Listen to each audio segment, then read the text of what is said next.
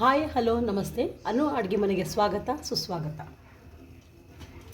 ಎಲ್ಲರೂ ಹೇಗಿದ್ದೀರಾ? ಚೆನ್ನಾಗಿದ್ದೀರಾ ಅಂತ ಭಾವಿಸ್ತೀನಿ. ನಾನು ಕೂಡ ಚೆನ್ನಾಗಿದ್ದೀನಿ.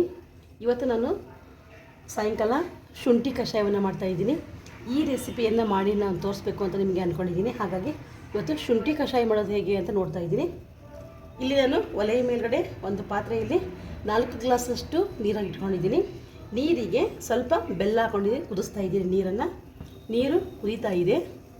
ಬೆಲ್ಲನಾದ್ರೂ ಹಾಕೊಂಡು ಸ್ವಲ್ಪ ಸಕ್ಕರೆನಾದ್ರೂ ಇಲ್ಲಾಂದರೆ ಕಲ್ಲು ಸಕ್ಕರೆನ ಕೂಡ ಹಾಕ್ಕೊಂಡು ಕಷಾಯವನ್ನು ಮಾಡ್ಕೋತಾರೆ.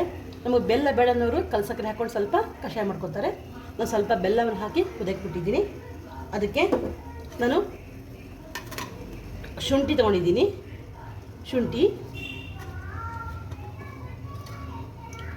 ಏಲಕ್ಕಿ, ಲವಂಗ ಮತ್ತು ಮೆಣಸು ಇದನ್ನು ಕುಟ್ಟಿ ಪೌಡ್ರ್ ಮಾಡ್ಕೊಂಡಿದ್ದೀನಿ.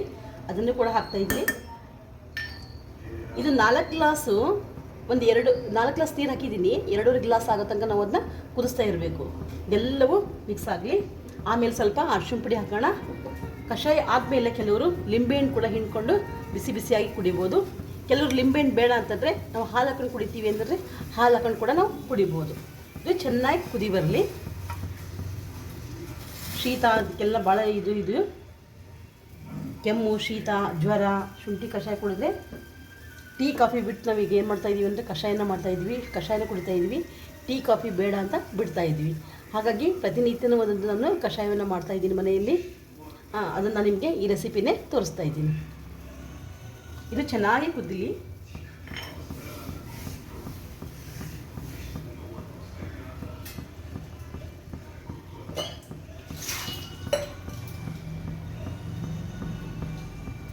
ಲಿಂಬೆಹಣ್ಣು ಹಾಕ್ಕೊಂಡ್ರೆ ಲಾಸ್ಟಿಗೆ ಲಿಂಬೆಹಣ್ಣು ಕೂಡ ಹಾಕೋಬೋದು. ಇಲ್ಲಾಂದರೆ ನಂಗೆ ಲಿಂಬೆಹಣ್ಣು ಬೇಡ ಅಂತಂದರೆ ನಾವು ಹಾಲನ್ನು ಕೂಡ ಮಿಕ್ಸ್ ಮಾಡಿ ಕುಡಿಬೋದು. ಕೆಮ್ಮು ಶೀತಕ್ಕೆಲ್ಲ ಮಕ್ಕಳಿಗಂತೂ ಭಾಳ ರಾಮಬಾಣ. ಇದು ಮಕ್ಕಳಿಗೆ ಮಾಡಿಕೊಟ್ರೆ ಒಳ್ಳೆಯದು. ಕಫ ಗಿಫ ಎಲ್ಲ ಈಗ ಹೋಗಿಬಿಡುತ್ತೆ. ಕೆಮ್ಮು ಶೀತ ಎಲ್ಲ ನೆಗಡಿ ಜ್ವರ ಕೂಡ ಹೋಗುತ್ತೆ. ಇದಕ್ಕೆ ಡೈಜೆಷನ್ ಚೆನ್ನಾಗುತ್ತೆ.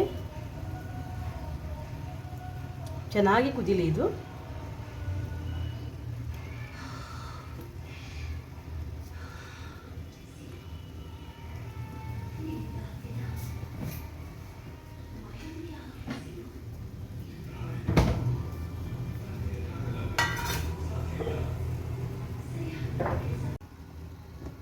ನಮ್ಮ ಮನೇಲಿ ದೊಡ್ಡಪತ್ರೆ ಇದೆ. ದೊಡ್ಡಪತ್ರೆ ಕಷಾಯ ಕೂಡ ಒಂದು ಸರಿ ಮಾಡಿದ್ದೀನಿ. ತುಳಸಿ ಕಷಾಯ ಮಾಡಿದ್ದೀನಿ. ಬಿಲ್ಪತ್ರೆ ಕಷಾಯ ಕೂಡ ಮಾಡಿದ್ದೀನಿ. ಅದೇ ರೀತಿ ಜೀರಿಗೆ ಕಷಾಯ ಕೂಡ ಮಾಡಿದ್ದೀನಿ. ಅದೇ ರೀತಿ ಶುಂಠಿ ಕಷಾಯ ಇವತ್ತು ನಾನು ಮಾಡ್ತಾಯಿದ್ದೀನಿ. ಹಾಗಾಗಿ ಶುಂಠಿ ಕಷಾಯನ ಇವತ್ತೆಲ್ಲರೂ ನಾವು ಕುಡಿತಾ ಇದ್ದೀವಿ. ಅದೇ ರೆಸಿಪಿಯನ್ನು ನಿಮ್ಗೆ ಹಾಕಬೇಕು ಅಂತ ಇದನ್ನೇ ಹಾಕ್ತಾಯಿದ್ದೀನಿ. ಇದು ಚೆನ್ನಾಗಿ ಕುದೀಲಿ. ಎಷ್ಟು ಚೆನ್ನಾಗಿ ಇದು ಕುದಿಯುತ್ತೆ ನಮಗೆ ಟೇಸ್ಟಾಗಿ ಶುಂಠಿ ಕಷಾಯ ಬರುತ್ತೆ. ಮಕ್ಕಳಿಗಂತೂ ಇದು ಕೊಟ್ಟರೆ ಕಫ ಗಿಫ ಎಲ್ಲ ಕಿತ್ತು ಹೋಗುತ್ತೆ. ಕೆಮ್ಮು ಶೀತ ಜ್ವರ ಎಲ್ಲ ಹೋಗುತ್ತೆ. ದೊಡ್ಡವರು ಕುಡಿಬೋದು, ಮಕ್ಕಳು ಕೂಡ ಕುಡಿಬೋದು. ಈ ಕಷಾಯವನ್ನು ಚೆನ್ನಾಗಿ ಕುದೀಲಿ ಇದು.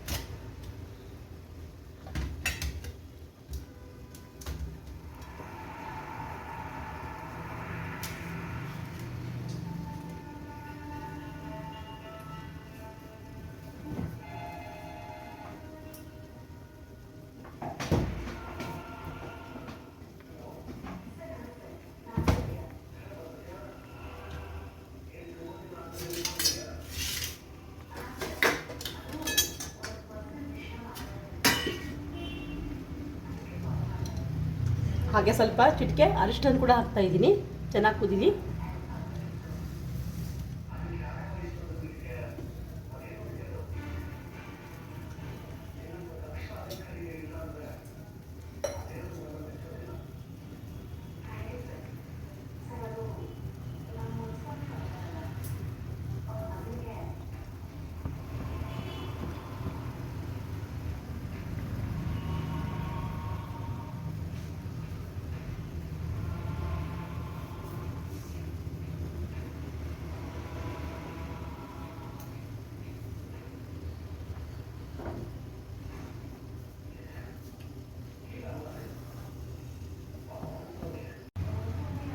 ನೋಡಿ ಚೆನ್ನಾಗಿ ಕುದೀಲಿ. 4 ಲೋಟ ನೀರು ಇಟ್ಕೊಂಡಿದ್ದೆ ನಾನು.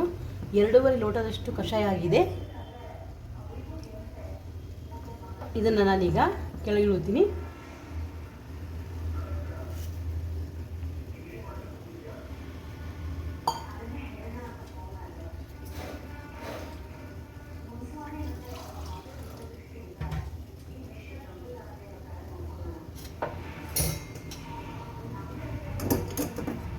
ನೋಡ್ರಿ ಇಷ್ಟ ಆಗಿದೆ ಈಗ ಅದು ಕಷಾಯ.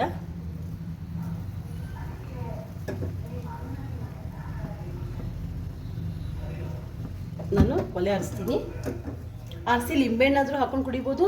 ನಂಗೆ ಲಿಂಬೆಹಣ್ಣು ಬೇಡ ಅಂತಂದರೆ ನಾವು ಹಾಲನ್ನು ಹಾಕಿ ಕುಡಿಬೋದು. ನಾನು ಹಾಲು ಹಾಕ್ತಾಯಿದ್ದೀನಿ. ಇದನ್ನು ಸೋಸ್ಕೊಂಡು